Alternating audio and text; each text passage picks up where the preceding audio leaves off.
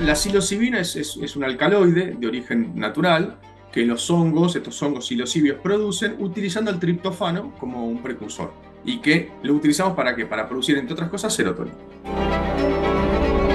¿Cómo venimos? ¿Cómo nos preparamos? La alimentación, la intención para que este tipo de tecnologías que son muy poderosas, es como un reseteo que yo pienso que se hace. La influencia del contexto va a resultar clave, clave, clave en la experiencia. ¿Por qué te parece que hay este interés tan grande en el estudio de los hongos psilocibios actualmente? Primero, porque creo que a raíz del cambio de paradigma que hubo, ¿no? Respecto de las diferentes estrategias para abordar los padecimientos que nos trajo el cannabis, ¿no? Con todo lo que implicó esta posibilidad de acceder a las terapias de motus propio, por ejemplo, a través de estrategias de autoatención, aparece un recorrido que entiendo que es bastante similar al camino que hizo el cannabis, que permitió, insisto, correr el cristal de prejuicio que muchos teníamos sobre las terapias que se consideran alternativas, después podemos discutir si lo son o no. Es una terapia que se presenta novedosa, ¿sí? Y que tiene muchos resultados positivos. Creo que ese es el potencial de esta terapia. En general, la gente que accede puede rápidamente, de alguna manera, darse cuenta del impacto positivo que tiene en su vida, ¿no? ¿Desde cuándo venís estudiando con hongos? ¿O tu interés desde la investigación con los hongos? A ver, con los hongos hace relativamente poco, hará un año aproximadamente, que comencé a interesarme en esta terapéutica, pero bueno, siempre vuelvo sobre lo mismo, yo me apoyo mucho en cómo el cannabis influenció en mí, en la forma de Ujú. entender, digamos, las diferentes formas de generar conocimientos y de la terapéutica misma. Yo soy biólogo, formado en la Facultad Exacta de la Universidad de Buenos Aires con todo lo que eso implica, ¿no? Con el entrenamiento en la forma de pensar y a la hora de diseñar experimentos y método científico. Me doctoré también en la Universidad de Buenos Aires y parte de mi formación doctoral la hice en el Departamento de Neurocirugía en Yale, en los Estados Unidos, ¿no? Y ese formateo, digamos, con el cual uno viene de la academia, entró en crisis. Entró en crisis cuando de pronto entendí que había otras formas de poder generar conocimiento. Y a raíz de eso es que, bueno, se abrieron muchas puertas. El cannabis terapéutico me abrió la posibilidad de entender que existen estos terpenos que están presentes en, por ejemplo, el romero, el pineno es un broncodilatador muy potente y que de pronto puedes utilizar un aceite de romero para un broncoespasmo. Bueno, eso en mi cabeza fue muy, muy, muy, muy grande, digamos, el ruido que se armó, la entropía, digamos, que se disparó. Y en función de eso, bueno, me abría a todas estas cuestiones. Y cuando empezó a circular el tema de los psicodélicos, en particular, con esta capacidad de poder estimular vías serotoninérgicas que están relacionadas con estas cuestiones que tienen que ver con depresión, con ansiedad, con trastornos obsesivos compulsivos, postraumáticos, etcétera, etcétera. Nada, la psilocibina aparece como una herramienta tremendamente poderosa desde la posibilidad de poder acceder a la psilocibina, ¿no? Pues los psicodélicos, digamos, los puedes conseguir todos estos en el mercado negro, ¿no? Pero bueno, Totalmente. el éxtasis, el ácido lisérgico, esas sustancias son diseñadas o sintetizadas en un laboratorio, que el prohibicionismo hace que, bueno, que seguramente cuando accedes al ácido lisérgico, muy pocas chances que realmente sea ácido lisérgico. Lo mismo con el éxtasis, no así con la psilocibina, ¿no? Que cuando accedes al hongo tenés muy altas chances, perdón, de que realmente sea el compuesto que efectivamente va a estimular de manera selectiva ciertas vías serotoninérgicas que te van a ayudar a mejorar tu calidad de vida. Yo estoy totalmente de acuerdo, me parece que hay como un cambio de paradigma, pero también hay una crisis en los paradigmas y también de muchos investigadores, porque la verdad ¿Qué opinás sobre, porque la mayoría es también encontrarse con medicinas o con tecnologías muy ancestrales que en realidad van impactando en un modelo de ciencia occidental, pero también hay que ver que esta medicina tiene miles y miles de años y cómo poder trabajar y poder amalgamar en el paradigma occidental, que también me parece que es un desafío en este momento, porque eso ha funcionado también en su paradigma. Entonces, eso es cómo poder utilizar esas herramientas para un pensamiento occidental, porque es como hay un principio, pero no tenemos fin, de cómo utilizarlas y aprovecharlas. Bien, es interesante el planteo, ¿no? Porque, a ver, esta forma que tenemos de atender los padecimientos, que implican cápsulas o pastillas y una dosificación cada 8 horas, ¿no? Es novedosa. En la historia evolutiva del ser humano tiene cuánto. Seamos generosos, 100 años, 150, Seguro, también menos tiene, incluso, ¿no? Y también tiene pocos años la determinación de ciertas patologías y ponerle nombres, porque también exactamente, la exactamente. construcción de ciertas patologías y la fragmentación desde un modelo cartesiano también tiene pocos años. Exactamente, exactamente. Incluso la identificación de las moléculas también tiene pocos años, Seguro. ¿no? Entonces, es la molécula tal que, bueno, es completamente novedoso y el ser humano tiene 200.000 años como especie caminando la Tierra. Y llegamos hasta acá, sin la necesidad de consumir tanta cantidad de píldoras cada tanta cantidad de tiempo, ¿no? Entonces, ese conocimiento ancestral al cual hacías referencia se fue perdiendo. Se fue perdiendo y creo que hoy siempre hago referencia al cannabis, ¿no? Porque entiendo que fue el que permitió dar esta discusión. De la mano del cannabis se abrió para permitirle no solo a la medicina, sino también a la ciencia poder poner en valor estas sustancias. Desde la medicina, el abordaje que yo entiendo que deben hacer los profesionales de la salud es acompañar, es no juzgar, ¿no? Que en general se hace, pero está cambiando bastante esa visión. Y desde la ciencia, entender que hay diferentes formas de generar conocimiento. Nosotros, no yo, sino el mundo científico académico a través del tiempo ha desarrollado un método, el famoso método científico, que te permite, en función de la hipótesis que vos tengas, y es la pregunta que surge en función de la inquietud, construida a través de un corpus documental, etcétera, etcétera, te permita diseñar un experimento con el control de cierto tipo de variables para poder extraer conclusiones, ¿no? Entonces vos diseñas un experimento para obtener la información precisa y la conclusión más certera, como disminuyendo cierto grado de incertidumbre con el control de variables. Está perfecto. Está perfecto cuando yo tengo que hacer una pregunta o poner a prueba mi hipótesis con un cultivo de bacterias. Que si yo le pregunto a algún cultivo de bacterias, no me va a contestar. Si yo le pregunto algo a una rata, la rata no me va a contestar, pero voy a poder evaluar ciertos parámetros comportamentales que me permiten a mí inferir si mi hipótesis es correcta o no. Pero cuando uno trata con personas, cuando trata con pacientes, con seres humanos y con un criterio de evaluación, el simple diálogo te puede permitir concluir si una terapia tuvo efecto o no tuvo efecto.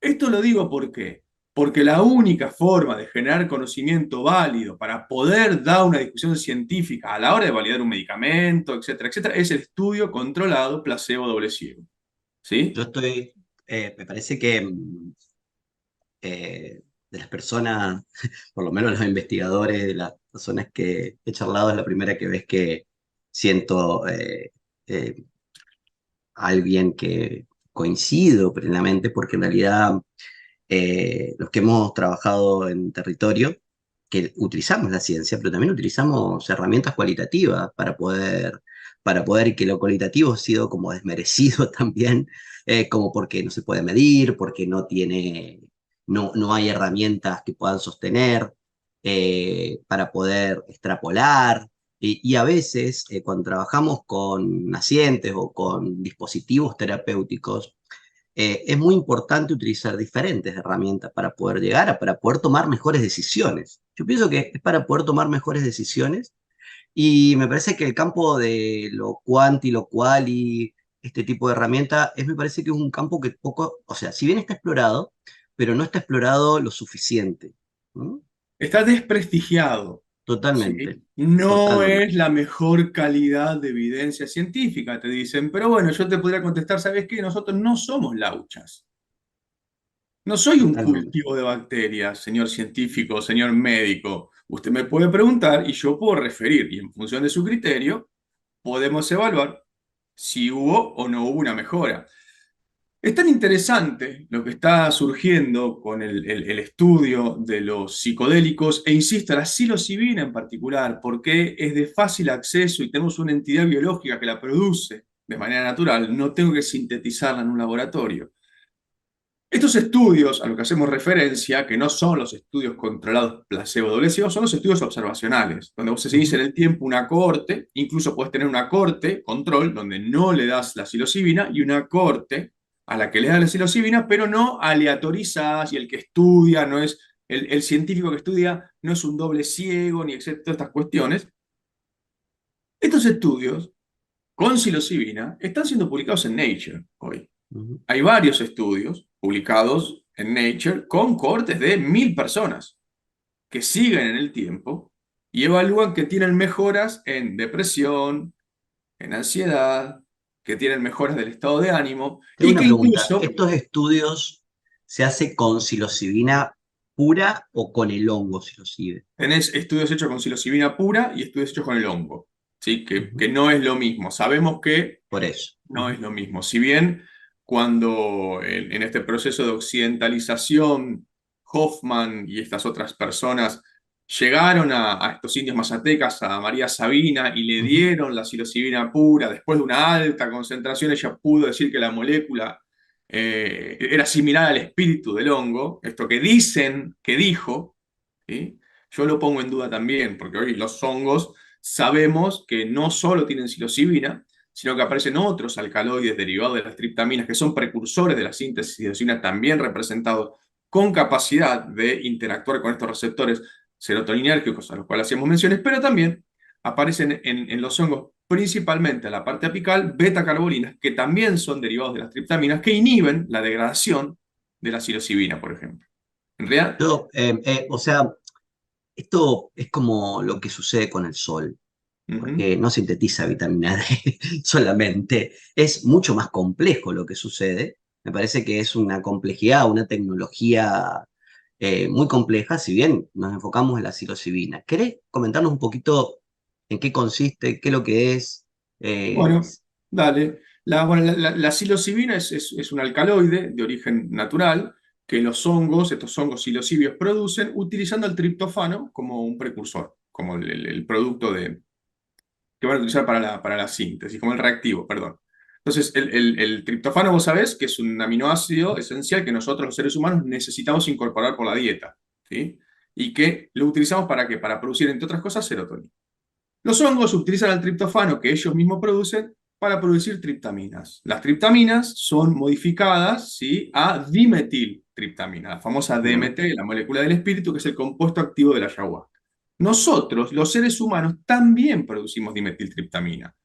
Hasta uh, hace poco se creía que la responsable de la producción de la dimetiltriptamina era la glándula pineal y que estaba asociada a ciertas cuestiones oníricas, ¿no? Relacionadas al sueño, que era la molécula que hacía que vos pudieras tener esos sueños un tanto raros, por decirlo de algún modo.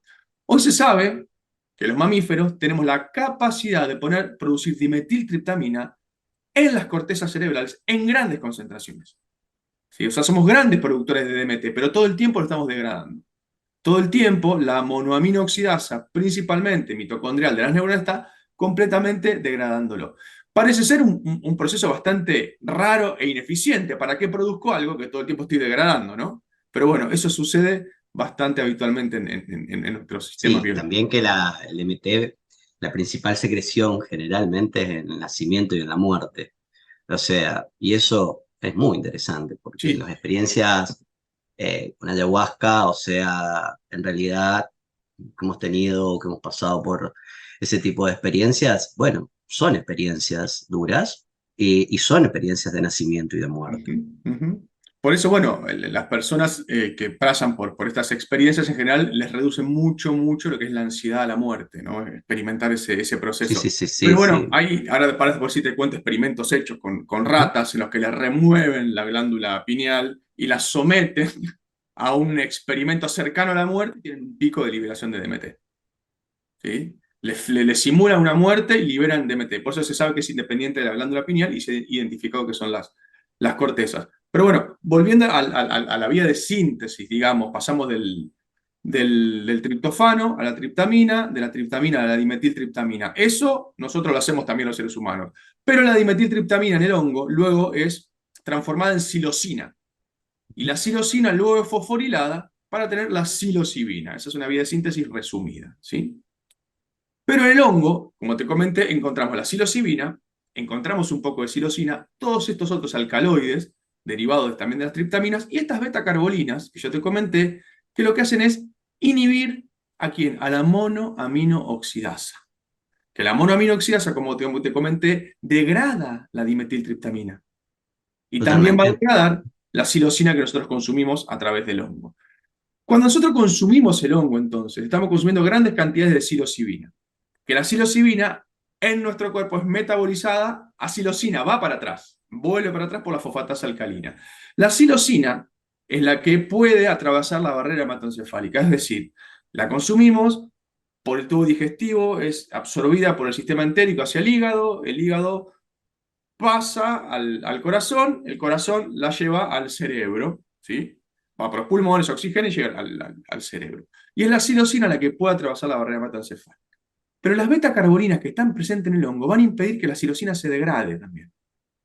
Y también van a impedir que la dimetiltriptamina que nosotros producimos en grandes cantidades también se degrade. Entonces el efecto que logramos con el consumo del hongo no sería igual a la de la psilocibina pura, ¿me explico? Porque la Ujú. psilocibina pura no tiene la betacarbolina que inhibe a la monoaminoxidasa.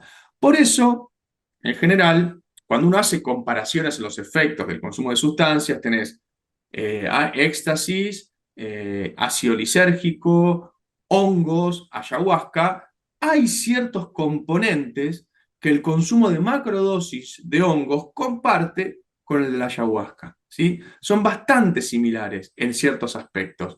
Podría explicarse esa similitud, ¿por qué? Por las betacarbolinas que inhibirían a la dimetiltriptamina que nosotros producimos en grandes cantidades en las cortezas, ¿sí? Entonces, cuando uno consume estos hongos en grandes en cantidades, en concentraciones altas, ¿sí? Que a ver, que dependiendo del tipo de hongo y cuándo fue cosechado, puede darse con 1 gramo, 2 gramos, 3 gramos, ya puede ser una macrodosis. Tiene que tener en cuenta que el efecto que va a sentir va a ser una modificación profunda de sus capacidades de tipo cognitivas, ¿sí? Pero vas a tener alteraciones de la conciencia también, vas a entrar en un estado de vulnerabilidad psicológica, no es un éxtasis, no es un ácido donde vos podés consumirlo y salir a caminar y a contemplar. En general, te digo que es más parecido a la ayahuasca. Vas a tender a estar acostado en un lugar tranquilo, transitando la experiencia. Luego sí vas a poder salir a caminar y demás, pero vas a necesitar quedarte en un lugar tranquilo, eh, porque, insisto, la experiencia es realmente, realmente profunda, profunda. Además de que aparecen cuestiones que tienen que ver con lo emocional, cuestiones que tienen que ver con eventos que te han pasado a lo largo de tu vida. Siempre digo lo mismo, te da la posibilidad de mirarte a vos mismo desde otro lugar. Sos Sí, a una mí me especie de parece que espectador. primero que al tener receptores de serotonina actuar más en la corteza y no en centros fundamentales, como la respiración, y son muy seguros. O sea, si Sí, bien total. sumamente seguros, que eso con los opiáceos, por ejemplo, no pasa Con el alcohol no con pasa. el alcohol. Entonces, al trabajar en la corteza, eh, es bastante seguro. Yo estoy cada vez más convencido de que estas experiencias, el contexto, el set y el setting son fundamentales, porque este proceso de trabajo de neuroplasticidad que se ha estudiado, de tanto de hongos como de ayahuasca, en realidad también es importante porque la neuroplasticidad en un contexto hostil también es compleja. O sea, entonces eso puede decir, bueno, tienen una neuroplasticidad. ¿Qué sucede en un contexto hostil, en un contexto estresor, en un contexto donde hay peligro? Entonces, eso también puede generar un efecto nocivo. ¿Mm? Entonces, es sumamente importante el set y el setting, cómo venimos, cómo nos preparamos, la alimentación, la intención, el efecto para que este tipo de tecnologías que son muy poderosas, está trabajo de la red neuronal por defecto que produce que, que se sale, que es es como un reseteo que yo pienso que se hace, también es lo que yo he sentido. Porque esto también es una cuestión experiencial, porque uno puede leer la biografía, pero también tiene qué pasó en cada uno. Esto es sumamente importante. ¿Qué pasó en cada uno? ¿Qué nos pasó? También cada uno me parece que puede tener una experiencia diferente dependiendo del contexto y dependiendo cómo está viviendo. ¿Mm? No tengas dudas que la influencia del contexto va a resultar clave, clave, clave en la experiencia, ¿sí? Y por eso, en general, cuando se hace el abordaje, se hace o bien en una situación ritual, donde tenés una persona Ujú. que facilita y son varios los que consumen estas sustancias en un contexto en el que vos estás cómodo, acompañado, se cantan músicas, ícaros, etcétera, se tocan instrumentos, o bien la versión más occidentalizada, donde es una persona acostado en una cama, con los ojos tapados, escuchando música y un terapeuta al lado tuyo acompañándote por si te puede llegar a agarrar algún poquito de ansiedad, un pequeño ataque de pánico, que puede pasar, ¿sí? Que no sería raro, pero que es para indicarte que está todo bien, que no hay ningún tipo de inconveniente. El tema es si vos te consumís los hongos y te vas a bailar creyendo que es un éxtasis, bueno, te puede llegar a agarrar estos inconvenientes en un contexto que Sí, no es el sí, yo apropiado. pienso que el Y éxtasis ponerte... es como, pienso que es mucho lo que nos tiene, lo que nos dicen, lo que nos podría servir como herramienta terapéutica, como para acompañar, como para poderlo desde un punto recreacional. No es que no esté de acuerdo, pero me parece que hay que cuidarlos, hay que cuidarlas, a estas tecnologías. Son tecnologías complejas, muy complejas, y que siempre cuando se occidentaliza, yo pienso que hay que tener una amabilidad y un respeto muy grande cuando se empiezan a introducir en Occidente, porque una vez, hace mucho tiempo, el director de Itaquihuasi, que es un centro que está en Perú, que utilizan ayahuasca hace muchos años con depresiones mayores, que es un psiquiatra francés, en un momento dice, cuando cambié el contexto, las cosas eran diferentes. Me fui a Francia a hacer esto y no tenía los mismos resultados. No tenía los mismos resultados en un departamento, en estas situaciones. Entonces, yo pienso que eso, hay que ser muy respetuoso de cómo vamos a hacer la integración psicodélica, cómo vamos a acompañar el proceso. Estamos aprendiendo, porque también entender de que las patologías occidentales no existen en ese tipo de la depresión, el trauma, en ese tipo de historia donde se utilizó no tienen ese concepto. Entonces nosotros estamos tratando de utilizar, de hacer ese amalgamar estas tecnologías. Creo mucho, me parece que son muy poderosas herramientas, pero también tenemos que abrirlas desde un respeto, desde cómo poder hacer ese tipo de mezclas de paradigma, de poder hacer y estar permeable también. O es blanco o es negro, pues estar permeable para poder hacer este tipo de pensamiento crítico en los dispositivos terapéuticos, porque en realidad hay un cambio en la epidemiología del tipo de patologías que tenemos, la transición epidemiológica, patologías modernas, combinada con patologías antiguas en poblaciones, y entonces es muy complejo cómo vamos a abordar las patologías crónicas y utilizamos esta tecnología. Bueno, tenemos que parar y ver, hacer una discusión crítica de cómo lo vamos a hacer, en qué contexto, qué dispositivo, cuándo, porque lo que yo veo es que en realidad no tiene que ser pasivo. Esto no cura nada, o sea, abre portales, pero en realidad hay que hacer una actividad de trabajo para poder generar cambios, para poder, porque si no cree que esto viene a cambiar y solo, y en realidad me parece que la pasividad me parece que hay que tenerlo claro porque acá es como, bueno, mirá, a esto te estoy dando un portal, una llave, pero en realidad acá hay que sostener, hay que trabajar, hay que tomar decisiones, hay que hacer un proceso de acompañamiento. Bueno, por eso yo veo que a veces se toma, bueno, vamos a tomar psilocibina y acá terminamos y después qué. Lo hago como una autocrítica a lo que está sucediendo y después veo que hay dispositivos muy interesantes, gente muy comprometida, abierta a cambios, grupos porque también yo creo mucho en las redes de contención, es lo que pasó con el cannabis, vos mismo lo estás diciendo, está sucediendo con esto, con las experiencias psicodélicas, gente que ha estado estudiando y que les han dado la posibilidad de poder explicar, de poder visibilizar sus trabajos, y eso es muy importante. Sí. Un poco creo que responde a la lógica y a la búsqueda de, a ver, tengo un problema, quiero ir al médico que me lo resuelva, ¿no? Ujú. También eso está por parte del que hace la demanda, que es el paciente, ¿no? Bueno, a ver, no, yo no quiero hacer dieta para bajar de peso. ¿Qué pastilla me puede dar, doctor? ¿No? Y esto también se impone un poco de esa manera. Bueno, decime cada cuánto tengo que tomar, cómo tengo que hacer y listo. Y como vos bien mencionaste, primero que es una especie de reseteo. Estamos hablando siempre por ahora de las macrodosis, ¿no? Porque hay otras Sí, formas seguro, seguro, seguro. de dosificar y abordar, ¿no? Y ese reseteo al cual vos haces referencia, lo plantea también de una manera muy interesante Ronald Griffith, que es este investigador de la Universidad de Johns Hopkins, que viene trabajando desde los 90 con psilocibina, ¿no? Donde ellos ven que el cerebro en estado psicodélico está hiperconectado, ¿sí? Hay zonas del cerebro que en general no se conectan entre sí, que lo hacen, zonas novedosas, hay zonas que se perdieron, conexiones que las Ujú. recuperan, que eso se Sí, sí, sostiene a través de sí. eventos de neuroplasticidad. Cuando el cerebro vuelve del estado psicodélico al estado normal, hay como una Ujú. explosión de neuroplasticidad que se sostiene hasta 30 días después, que incluso podés detectar en sangre el BDNF, el famoso Brain Derivative Neurotrophic Factor, y un montón Claro, de que cuestiones en realidad lo que que se plantea también es que el efecto psicodélico podría depender de los receptores cetotoninérgicos, pero la neuroplasticidad de ese factor, ¿me entendés? O ujú, sea, que es como que independiente también, como que podría estar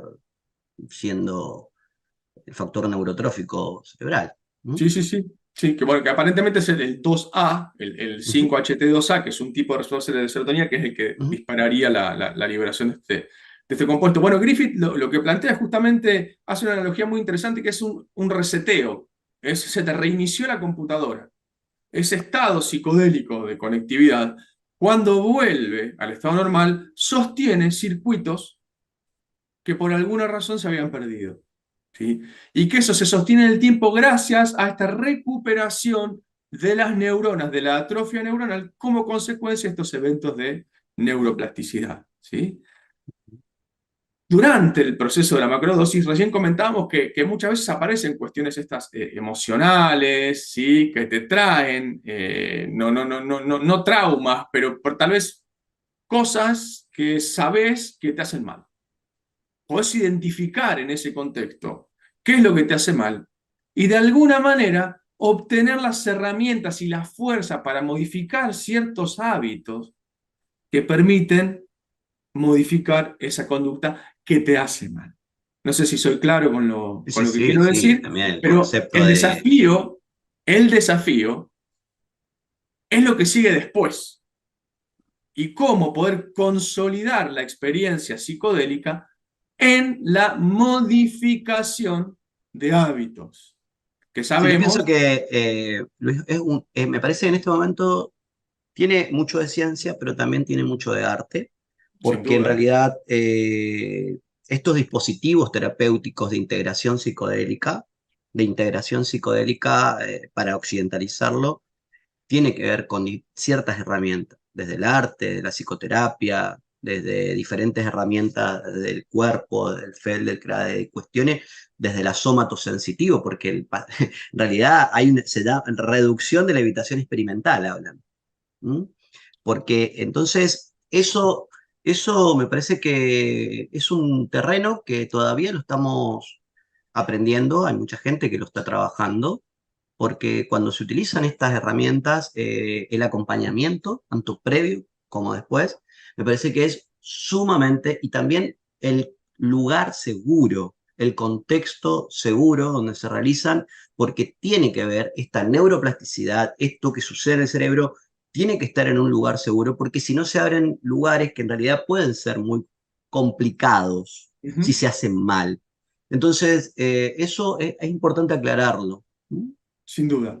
Y bueno, Griffith, que es este científico que te mencioné, tiene un trabajo también publicado donde hacen encuestas a usuarios de psicodélicos, se encuestan alrededor de 2.000 personas y ven que hay problemas relacionados al consumo, donde esto mencionamos, personas que se ponen en riesgo a sí mismos, incluso algunos que quedan con daños psicológicos permanentes después Claro. de un año.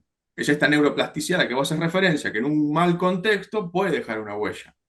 Nada de esto sucede cuando la situación está controlada y la persona sabe a lo que se expone, el set y el setting al cual tanto estás haciendo Totalmente, aparte, referencia. más que todo, cuando tenemos historias de trauma detrás de eso, que se abre toda una situación que hay que estar cuidado. O sea, me Ujú. parece que Y eso tiene que ver son... con la falta de acceso a la información. O Ujú, sea, y ahí todavía no discutimos eso, ¿no? El daño que ha hecho el prohibicionismo en muchos aspectos, ¿no? ujú. Porque muchos jóvenes, la mayor parte de las veces son jóvenes los que pasan por estos inconvenientes, están ávidos de experimentar cosas novedosas, cosas nuevas, y llegan a estas sustancias sin tener idea de lo que se trata, y bueno, y consumen grandes cantidades sin tener idea de lo que se trata, generando situaciones indeseables, ¿no? Que pueden terminar en estas que comentamos recién, que expresa Griffith en estos papers que te mencionaba, ¿no? Con estos comportamientos negativos y consecuencias que se sostienen en el Comentame tiempo. un poquito la diferencia entre la macro y la micro. ¿Qué Bien. diferencia hay? Bueno, Y si hay, entonces, porque es menos investigado, no hay muchos estudios sobre micro realmente, hay, pero micro no están hay... empezando a aparecer, estudios publicados otra vez, o en Nature, por ejemplo, esos son esos estudios observaciones que seguís Ujú. cortes en el tiempo. Pero bueno, para tener claro eso, vamos a hablar un poco sobre los efectos de estos hongos, ¿no? Entonces, nosotros lo que siempre tenés es un efecto dosis-respuesta. A medida que aumentás la concentración, el efecto va a ser mayor. ¿Sí? Pero bueno, hay un rango de valores de consumo de estos gramos de hongo que yo los puedo consumir y el efecto no es perceptible. O sea, yo no puedo darme cuenta o no puedo decir, che, consumí el hongo. ¿Me explico? Ahí estamos dentro de lo que se conoce como efecto no subjetivo. La persona no puede darse cuenta que consumió el hongo, ¿sí? Pero va a haber un punto de inflexión, un punto de quiebre, donde decir, che, a partir de esta concentración, yo me doy cuenta que lo consumí. Y porque siento algún tipo de sensación física, me siento medio raro, la luz la veo distinta. Y obviamente, si seguís aumentando la concentración, llegamos a una macrodosis o una dosis plena donde tenemos estos efectos que estuvimos comentando. Entonces, ese valor umbral define dos estados: el estado no subjetivo y el estado subjetivo. También se lo conoce como macro y microdosis. Las microdosis son aquellas dosis subumbral, ¿sí? Que permiten que la persona pueda consumir esta sustancia sin tener ningún tipo de manifestación de ese consumo. ¿Fui claro? Totalmente, ¿no? Entonces Totalmente. uno Muy puede claro. realizar sus tareas cotidianas, ni ningún tipo de inconveniente, ¿no? Pero estas sustancias que vas consumiendo van activando estas vías serotoninérgicas, van activando, van apretando estos botones que están en el sistema nervioso central, y que apretar esos botones permite modular ciertos aspectos comportamentales. Dentro de los botones más importantes que se aplican en esta terapia, tenemos el receptor 2A y el 1A, ¿sí? El 5-HT2A y el 5-HT1A.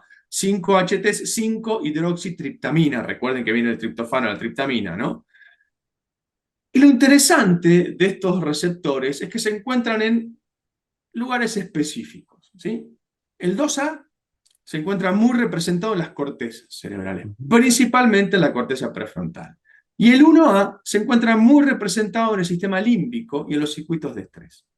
Pero antes de seguir avanzando con esto, me gustaría más o menos utilizar el modelo de McLean para explicar cómo se organiza un poquito el sistema nervioso y qué función cumple cada uno, para entender más fácil qué va a implicar después activar el 1A y activar el 2A. ¿De acuerdo?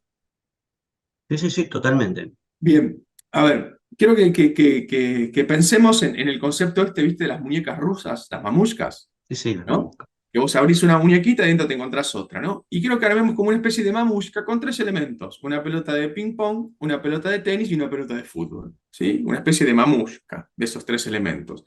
Y pensar en esos tres elementos como conformando el cerebro, y cada una de esas estructuras cumpliendo funciones distintas, integradas, pero distintas. La pelota de ping pong es lo que se conoce como cerebro reptiliano o sistema R, le dicen, ¿sí? Es una parte muy primitiva del cerebro, muy, muy primitiva, que compartimos con otros vertebrados, ¿sí? Por eso se llama reptiliano. Un reptil tiene esa parte del cerebro muy similar a la nuestra, que se encarga de cuestiones básicas, sistema autónomo, es el que se encarga de controlar ciertos parámetros fisiológicos para permitirle a nuestro cuerpo poder funcionar de la manera más correcta posible, ¿sí? Por ejemplo, controlar la temperatura del cuerpo. Es algo que nosotros no tenemos que hacer. O acordarnos que hay que respirar. De eso no nos encargamos, ¿sí? Sistema autónomo. El sistema límbico, que sería la pelota de tenis, ¿sí? Es algo que se encuentra muy expandido en los mamíferos y que tiene que ver con la generación de diferentes estados emocionales, ¿sí? ¿Por qué está muy expandido en mamíferos? Porque bueno, nosotros los mamíferos, a través de la producción de diferentes estados emocionales, pudimos de alguna manera diseñar diferentes estrategias para consolidar el cuidado parental, ¿sí? Eso nos permitió, a medida que avanzamos en la evolución, poder reducir el número de crías y aumentar el éxito de esa cría para mejorar nuestro fitness, que es la capacidad de poder dejar descendencia fértil en términos Ujú, ecológicos, ¿sí? seguro. Pero el Ujú, sistema límbico se expande justamente para poder generar diferentes estados emocionales, ¿sí? Entonces, podemos pensar que dentro de la pelota de tenis hay diferentes nódulos o núcleos que van a generar diferentes estados emocionales con un estado comportamental acorde. ¿Y cómo lo genera? ¿Cómo es que construye diferentes estados emocionales? Bueno, en función de los estímulos, ¿sí? ¿Quién procesa los estímulos? Las cortezas cerebrales. Las cortezas cerebrales llevan información de nuestros sensores, ¿sí? Que toman información de la periferia de la realidad, van hacia las cortezas, se integra esa información, se empieza a construir una realidad a color y en tres dimensiones. Esa información va al sistema límbico, a una estructura llamada tálamo, y el tálamo la distribuye en estos diferentes lugares donde se van a generar diferentes estados emocionales. ¿Quién es o qué estructura es la que selecciona el estado emocional correcto y el estado comportamental correcto? La corteza prefrontal. Que la corteza prefrontal es la corteza que tenemos en la frente, la parte de sí, adelante sí, del sí, cerebro, totalmente. que es la más importante en términos evolutivos, que tiene una relación directa con el tálamo, ¿sí? El Ujú. tálamo recibe información sensorial, se la manda al sistema límbico, se la manda a la corteza prefrontal interpreta la realidad y selecciona el estado emocional y comportamental correcto. Más o menos podemos pensar en esa estructura de organización del sistema nervioso, ¿sí? Bien, el receptor DOSA se encuentra muy representado en las cortezas, principalmente en la prefrontal, que es la que va a definir justamente la toma de decisiones, los controles emocionales, es la que nos va a permitir planear a futuro y la que nos da la motivación para poder realizar tareas. Y en el sistema límbico, ¿a quién tenemos? Al 1A, ¿sí? El Ujú. 1A. Entonces, y también los circuitos de estrés. Vos fíjate qué interesante, porque tenemos en estos hongos una sustancia que nos permite de manera selectiva estimular receptores 2A y 1A, que básicamente es lo que la industria farmacéutica está desesperada por hacer, pero no lo hace de manera selectiva.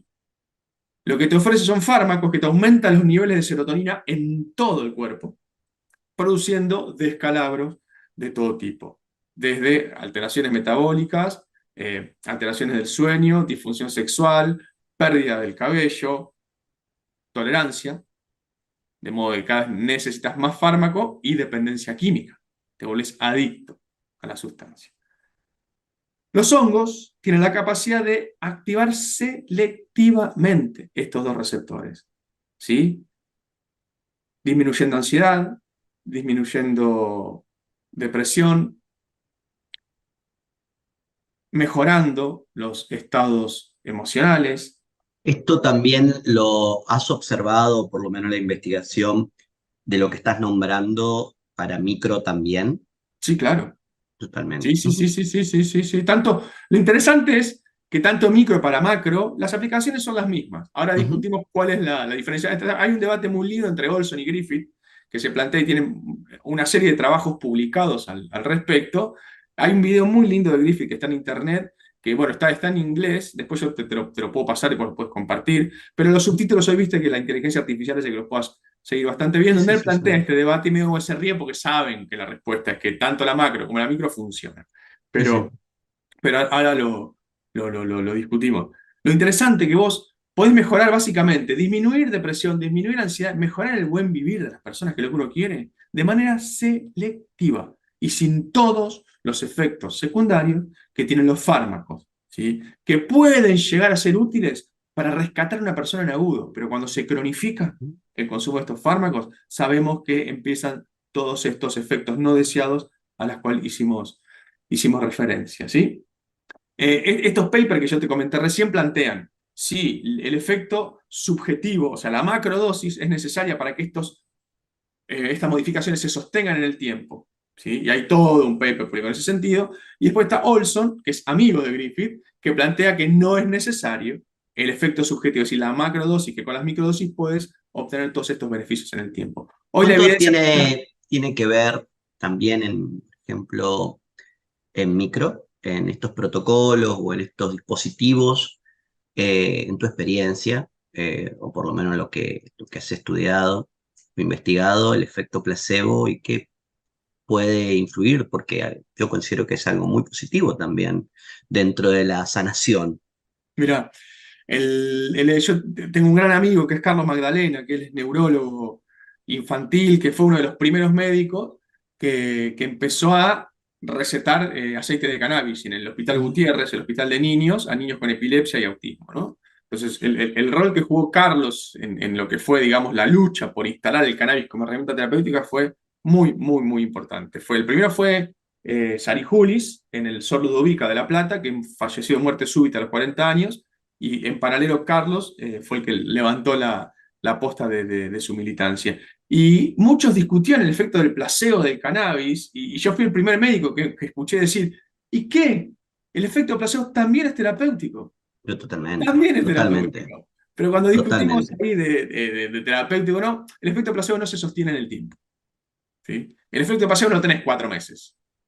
El efecto placebo te puede durar unas semanas, un mes, ¿sí? Pero no es algo que pueda sostenerse 4, 5, un año. Entonces ya se cae esta idea del efecto, del efecto placebo. Obviamente, al inicio del tratamiento puede incluso ser aditivo, ¿sí? El efecto que tiene la estimulación de estas vías serotoninérgicas de manera selectiva, más el efecto placebo, logran que la terapéutica sea más potente. Y a medida que el efecto placebo va disminuyendo, va aumentando la terapéutica. ¿Sí? O sea que, Ya que estamos en esto que es muy interesante, comentame un poquito este trabajo de análisis cualitativo y cuantitativo situado en experiencias con microdosis de hongos psilocibios que has hecho en colaboración con otros colegas.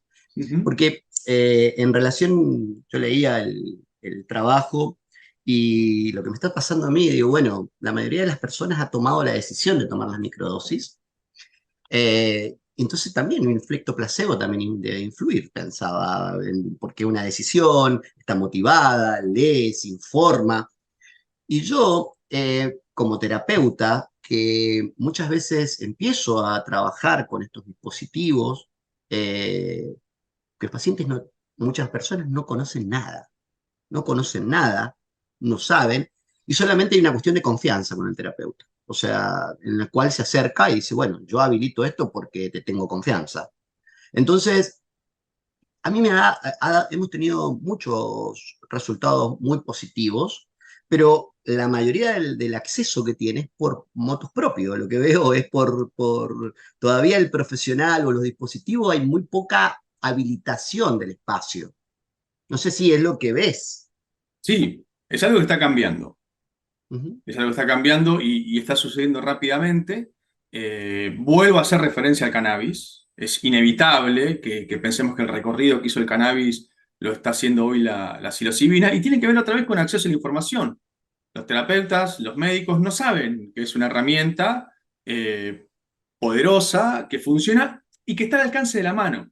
Así que eso es lo interesante. Cuando hablamos de terapias psicodélicas, otra vez quedamos en el éxtasis, el ácido lisérgico. Bueno, la psilocibina está. Y hoy, a ver, en Black Friday de Mercado Libre te aparecen sellos de esporas que te venden. O sea, Mercado Libre te publicita sellos de esporas para que vos puedas cultivar estos psilocibes. Entonces, inevitablemente, el reclamo, digamos, o la instalación de la terapia como esta herramienta terapéutica viene otra vez de los usuarios. Sí, sí, Viene sí. de personas desahuciadas que así como llegaban al cannabis, hoy llegan a esta terapéutica. Por eso escucharon que funcionó, alguien les comentó y bueno, se mandaron. Y nosotros lo que vimos en el trabajo este, al que vos haces referencia, es que muchos se mandaban. Se mandan y sin el seguimiento de un terapeuta y van para adelante y lo hacen con bastante éxito. Hoy el acceso a la información, la verdad, es maravilloso en lo que tiene que ver con internet, de foros, etcétera, etcétera, Sí, sí. etcétera. Y Sí, hay yo pienso todo un que las corpus. redes, hay redes que son salvadoras. Pienso que son las redes vinculares. Son redes que a veces, como todo, lo que vos planteabas con el cannabis, está sucediendo con esto, pero también son redes de apoyo, de Ujú, personas que están buscando. Pero también yo digo, bueno, que esto también tiene que ir acompañado no de la pasividad. O sea, estos son dispositivos, son herramientas que deben ser acompañados y que me parece que también es una oportunidad como terapeuta para poder ampliar la mirada, para generar una clínica ampliada, para poder ampliar los dispositivos en este tipo de patologías complejas, de abordajes clínicos, grupales. Está muy abierta el juego. ¿Qué otras cosas has observado en el trabajo que hiciste? ¿Qué te llamó la atención o qué te interesó? Porque es uno de los El- primeros trabajos de más o menos descriptivo de argentino. sí, sí, sí, sí, sí. Bueno, primero el éxito, el efecto que aparece permanentemente, ansiolítico y antidepresivo. Ansiolítico y antidepresivo. O sea, esto nosotros, antes de comenzar con este trabajo, hicimos una revisión bibliográfica donde leímos todos los trabajos científicos Ujú. publicados al respecto antes de comenzar y ya sabíamos que iba por ese lado. Y nosotros de alguna manera volvimos a ver lo que vimos publicados en otro sentido, lo cual también es muy poderoso, ¿no? Pero esto de la autodeterminación de la persona, de decidir, bueno, voy a encarar una terapia, aunque la encare solo, ¿por qué? Porque no me está dando resultados. Algo que apareció ahí en el trabajo que me pareció muy interesante es el uso de tinturas en lugar de cápsulas, ¿sí? Y es algo que yo vengo de alguna manera hasta militando, te diría. ¿Podemos ampliar un poquito sobre eso? Sí, sí, claro, claro. A ver, estos compuestos que yo te comenté son solubles. La psilocibina tiene que ser grupo fosfato que la hace soluble en agua y la puedes extraer en agua o alcohol. Entonces haces una tintura madre. Pones los hongos en una solución hidroalcohólica y haces una extracción. Después filtras y lo guardas en un gotero. Entonces tenés diferentes opciones para lo que es la terapéutica con microdosis. O puedes tomar una cápsula que puede tener 0,1 gramos, 0,2, 0,5, ¿sí? O puedes tomar 10 gotas de una tintura madre. Para mí, ya el hecho simbólico de consumir una tintura en lugar de una cápsula es terapéutico. El hecho de que no estés tomando una pastilla ya es terapéutico, ¿sí? Porque estás corriéndote de la Sí, versión sí, sí, sí, occidental, de un ¿sí? paradigma. De un paradigma completamente. Y el hecho de la dosis en la tintura para poder microdosificar va a depender, porque a veces es difícil la tintura, la concentración, llegar a una concentración que uno pueda decir, bueno, tenemos 100 miligramos de psilocibina. Sí, pero Con una tampoco lo tintura, sabes, tampoco lo como sabes una a la tintura cápsula. es más que todo una cuestión de autoobservación. Mira, te voy a decir, tampoco lo sabes a la cápsula cuando tenés. Ujú. Vos sabés que tenés 0,1 gramo del hongo y no sabés cuánta psilocibina tenés. No, no, no, porque puede ser un hongo que hace mucho tiempo que está, que se Por eso. desactivó, Entonces, puede ser, hay no hay muchas diferencia. variables. No hay diferencia. Entre 10 gotas y una cápsula, no hay diferencia. La realidad es esa. No sabes cuánta psilocibina tenés en el 0,1 de la cápsula y cuánta psilocibina tenés en 20 gotas de la tintura madre. Podés saber con qué relación partiste, cuántos gramos de hongos había por centímetro cúbico o por litro de tintura, y en función de eso ir ajustando. Pero también te permite la tintura madre hacer una cura un poco más, ajustar más precisamente la dosis en todo Yo caso. Con los saltos discretos. en eso estoy muy de acuerdo, porque mi percepción como terapeuta es que muchas veces más no es mejor. A veces en unas personas que tienen mucha, la bioindividualidad me parece que es fundamental. Hemos llegado a lo mejor a dosis mayores y cuando hemos bajado y hemos hecho una sintonía fina y hemos entrado en un estado, el paciente cuando retrocedemos a veces y hay una autopercepción, a veces utilizamos dosis muy bajas que yo nunca pensé que podía estar utilizando una dosis tan baja. Ujú, Pero el paciente ujú. dice, acá estoy, o a las personas, acá estoy. Entonces eso a veces es verdad, porque a veces con una cápsula tenemos que hacer una microdosificación, es como un ajuste, el ajuste fino es difícil. Estamos hablando de Claro, el microdosificar. dial, sintonizando la radio Difícil, ya no, no, finito. es difícil ir viéndolo porque es engorroso desde lo técnico. O Ujú, sea, de estar diciendo, bueno, mira, tenemos que abrir una cápsula o tenemos que encapsular de a 20 y 20 o de a 50 y 50, y eso es engorroso. ujú. Entonces, yo coincido con eso. Pero bueno, estamos aprendiendo también esto, ¿eh? Seguro. Mira, según mi experiencia, lo que he visto, las tinturas funcionan muy, muy bien y en aquellos casos que la persona necesite más concentración, en vez de tomarse 60 gotas de tintura, bueno, pasas una cápsula. Eso es lo que yo estoy viendo que se está dando como una especie de regla, ¿no? O sea, esta estimulación sutil de los receptores funciona también. Y muchas veces también es una etapa preparatoria para una macrodosis, ¿no? Las personas a veces no se animan a una macro por todo esto que estuvimos charlando y demás, estas experiencias desafiantes, y prefieren iniciar con una microdosis. Y esa micro, ese pasaje por la microdosis finalmente le da la confianza necesaria para poder pasar por una, Sí, por sí, me una, parece por una que si bien macrodosis. hay muchos trabajos que empiezan con macro y después se siguen con micro, También. eso es lo que por lo menos he leído, pero en realidad desde la experiencia, el hecho de empezar con una microdosis tiene la capacidad de generarle seguridad a las personas. Ujú. Exacto.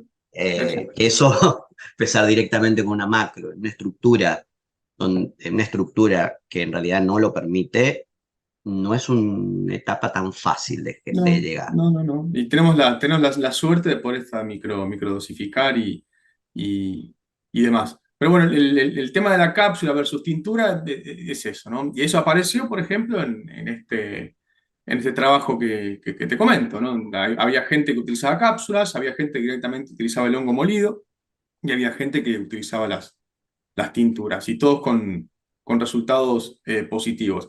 Había gente que hacía una preparación, ¿no? Como que hacía un ayuno, o lo hacía en la casa, como una especie de ritual a la hora de microdosificar, y había gente que no, que lo tomaba como si fuera un fármaco más, o sea, tantas gotas todos los días y listos. Diferentes protocolos, muchos protocolos distintos, dando vueltas también. Eso también te da cuenta otra vez del proceso de individualización de la terapia, que a algunas personas les funciona una forma de administrar, que a otras personas les funciona otra, ¿sí? Que algunas personas lo consumen a la noche, que otras personas lo consumen a la mañana. Hay personas que lo consumen a la noche porque te dicen que los ayuda a dormir. Hay personas que a la noche no, porque me Sí, saca el hay otras sueño. personas que los excitan mucho también. Exacto, exacto. Sí, Hay sí, personas que sí. lo consumen a la noche, no porque me hacen dormir, sino porque tengo mejores sueños y los recuerdo. Entonces, esta distribución de receptores que tenemos es distinta en todos nosotros. Entonces, Sí, es bueno, lógico a que mí me los parece efectos que sean eso tiene que ver completamente diferentes. con el acompañamiento y poder trabajar con las personas en la autoobservación y la bioindividualidad, porque en realidad es decir, bueno, tenemos esta tecnología que puede ir y tenemos que ajustar finamente en el momento para vos, y eso Sí. todavía no lo vamos a saber. Estas son las Por eso, probabilidades, pero por después, eso la relación entre el paciente y el terapeuta es muy importante. es muy, muy importante. El rol ¿Qué, del qué terapeuta otra, en... te quiero hacer una pregunta, herramienta puede mejorar esto? ¿Vos pensás que, por ejemplo, más allá del contexto, la alimentación tiene un papel preponderante en esto? Porque a lo mejor cuando hacemos otras terapias, qué sé yo, terapia de la ayahuasca, tenemos que hacer ahí está la alimentación como una Ujú, base, ujú. si bien hay todo un protocolo desde lo ancestral. En lo micro, ¿puede mejorar eso? Yo tengo mi criterio, pero ¿qué Está opinas? bien. Mira, el tema de la alimentación puede mejorar cualquier cosa.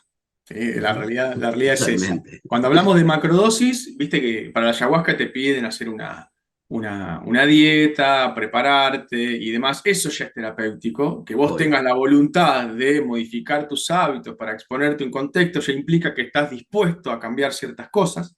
Ujú. ¿Sí?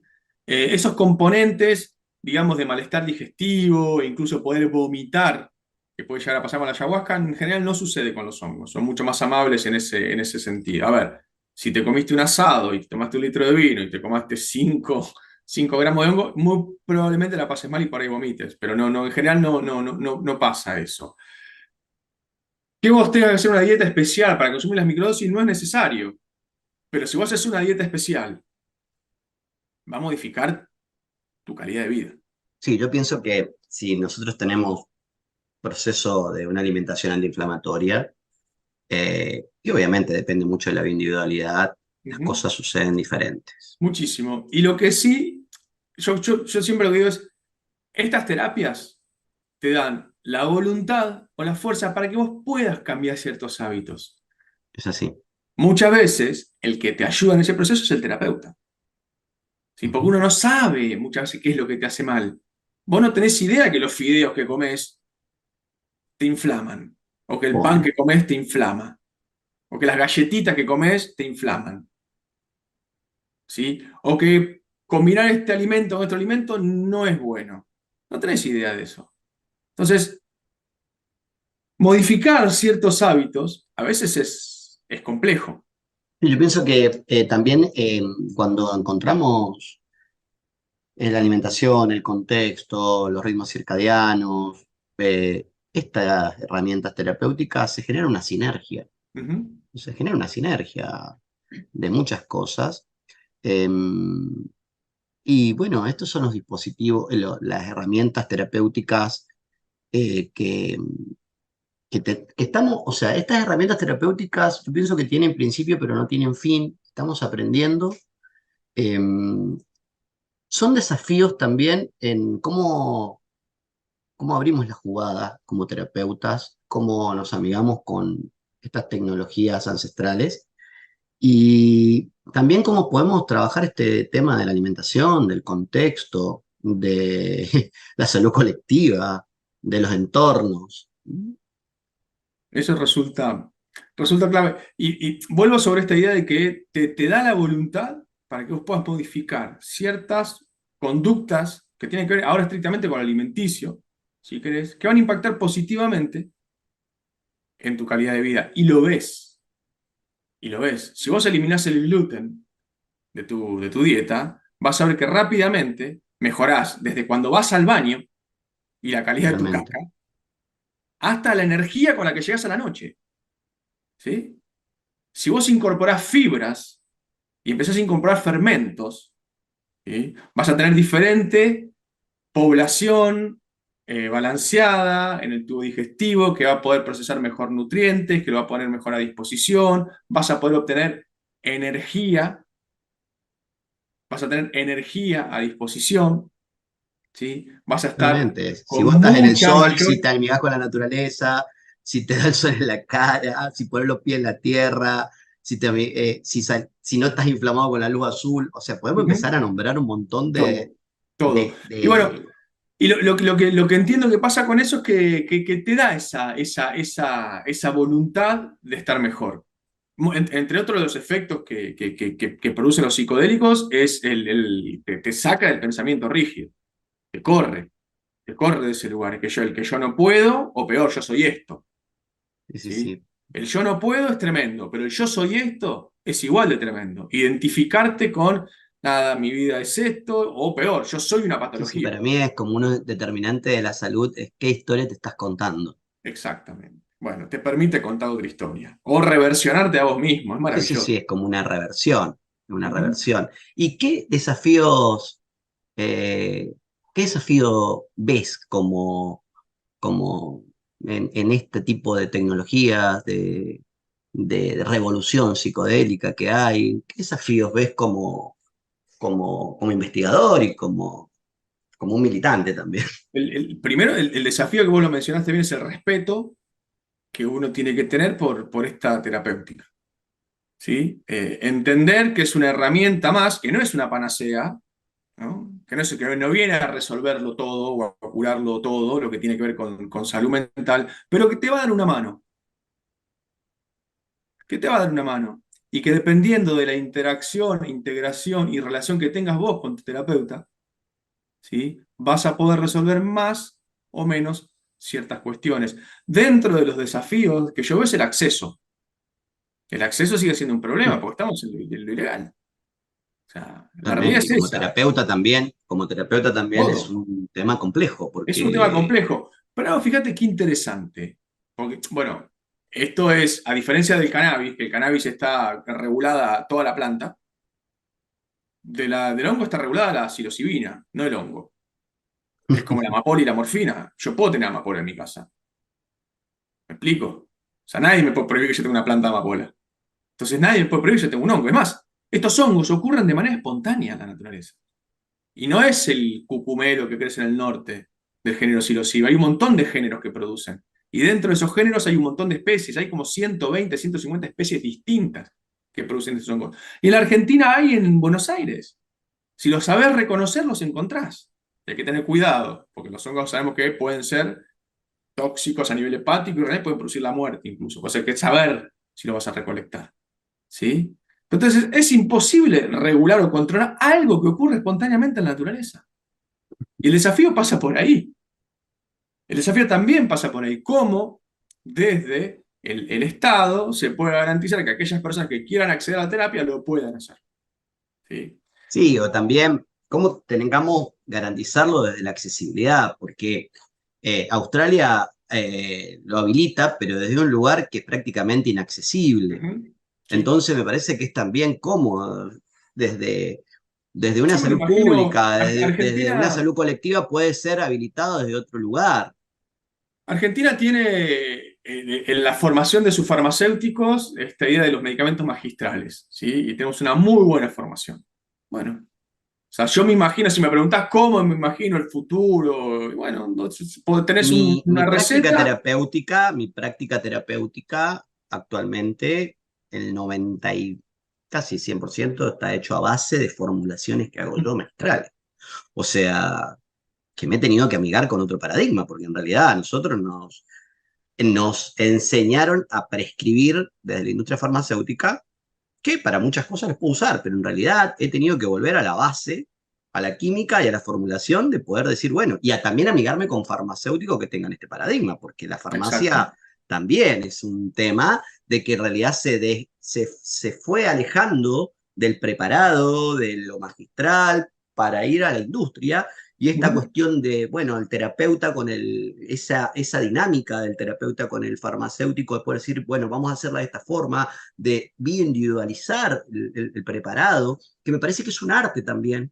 Es una, vos Yo me parece que ha mencionaste, resurgido en muchos lugares y que también es muy interesante porque también va a esta práctica que es bien más individualizada. Esto, mira, esto es para vos.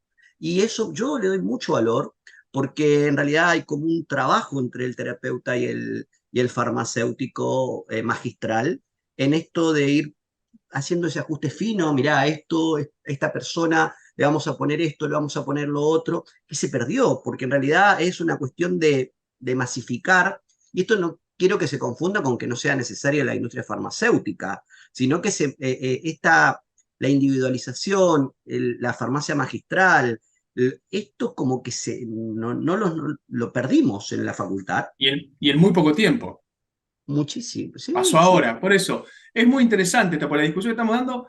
Es como este cambio de paradigma, pero un paradigma impuesto por la biomedicina, que es la forma hegemónica de atender los padecimientos de hace 50 años. Ahora, pasó recién en la historia de la humanidad. Nosotros creemos Sí, que la realidad sí, es porque esta. tenemos una historia desde la alquimia, Ujú. desde de los métodos, desde la química, de la alquimia, de la farmacología, que, o sea, eso como que se desterró Sí. y en realidad, esto que vos decís, una preparación como una tintura, que tiene muchos miles de años.